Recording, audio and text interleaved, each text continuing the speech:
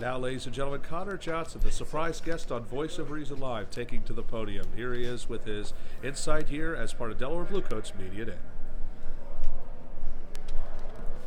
How do you measure success this year, Connor? I think for us, we've been pretty clear all along about our goals and what that means for our team. The first part being developing the guys who can come in and then later have an impact with the Sixers. And I think that'll always be what we come back to. At the end of the year, did we help those guys get better? Did they take the next step in their careers with the Sixers, without, wherever that may be? I think that'll always be what we come back to as our number one thing that's important. Coach, a lot of eyes will probably be on Zaire this year. Have you talked to him? I'm sure you talked to him all the time. What's the plan for him this year? Yeah, we're excited to have Zaire back. We thought he had a really good run this summer on the Summer League team. I think, as you know, the Sixer roster being as strong and competitive as it is, it's tough for him, and he hasn't really broken through to kind of get those minutes yet, so he'll be here starting the season with us.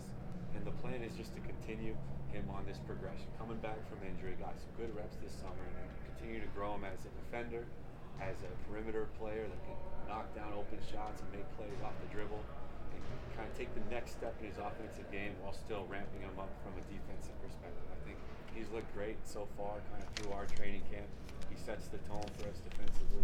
I'm a huge Zaire fan. I'm happy to have him back. I'm happy to help him kind of take the next step, so it works nicely for us. Do you see a difference with him from the Summer League to now? Do you feel like he's kind of made a couple steps forward? Yeah, I think his confidence grows every day.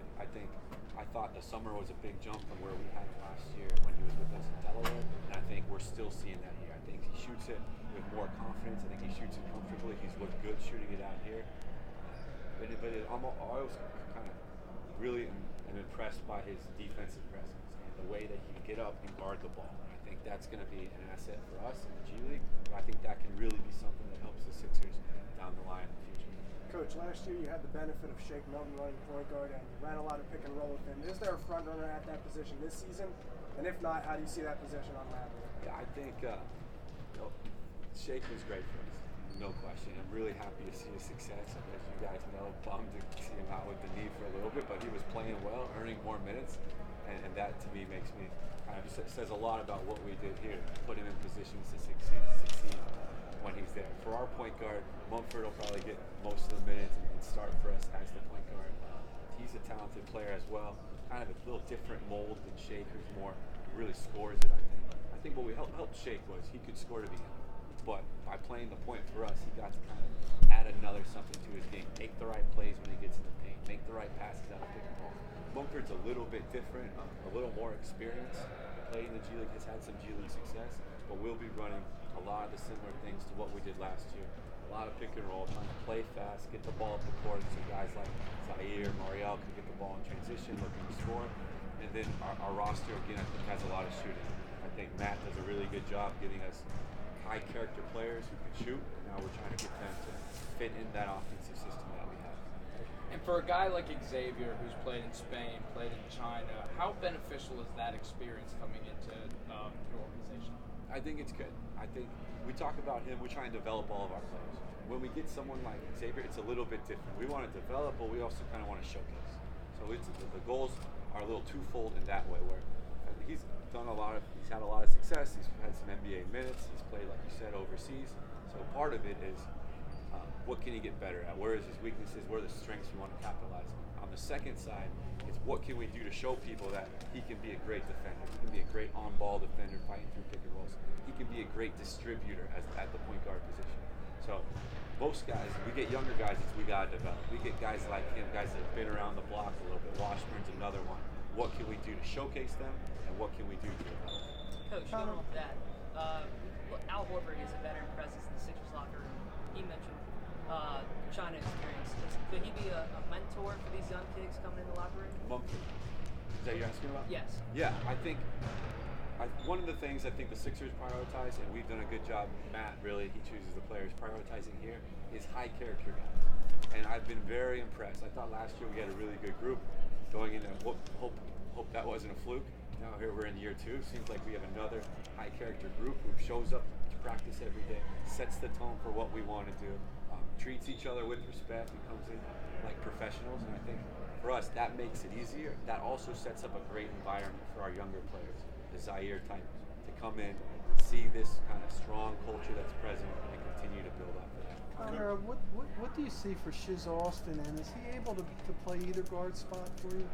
Yeah, I was really impressed watching Shiz, watching his film coming in. We had him in a pre-draft workout in Philadelphia.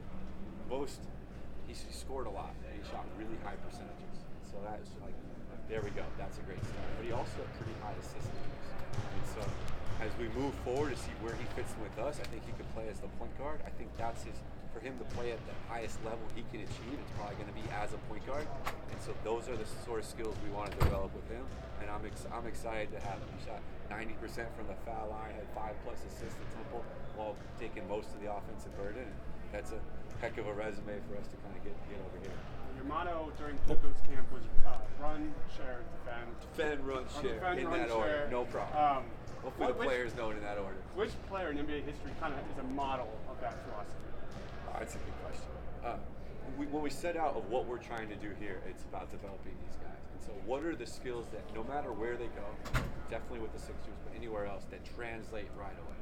And no coach is going to look at these guys and be, oh, that guy defends too hard. Oh, that guy runs the floor too hard. Oh, that guy's too willing to be a good teammate. Those skills, no matter where they play, are going to translate. And so within the Sixers umbrella, those are the three things we've decided that can kind of take one guy to the next level. So who, as a player, embodies all three, I'm not sure. But we want guys that pressure on the perimeter. We got rim protection behind them. We want guys that run the floor, guys that are willing to share the ball and kick it ahead. So we've kind of prioritized those three things. I think we have a roster that fits it. Now it's about implementing it and seeing what it looks like going forward. Last one, guys. Oh, Connor, nice to. Dwayne next. Right? Okay. Boys first, Dwayne next. Go ahead, G. Me? Okay. Yeah, go ahead. Connor, great to talk with you. First of all, thank you again for calling on the Voice of Reason Live No Monday problem. night. Happy to be on the Voice. Oh, I love that. That sarcasm is definitely. First of all, congratulations. Welcome back to basketball.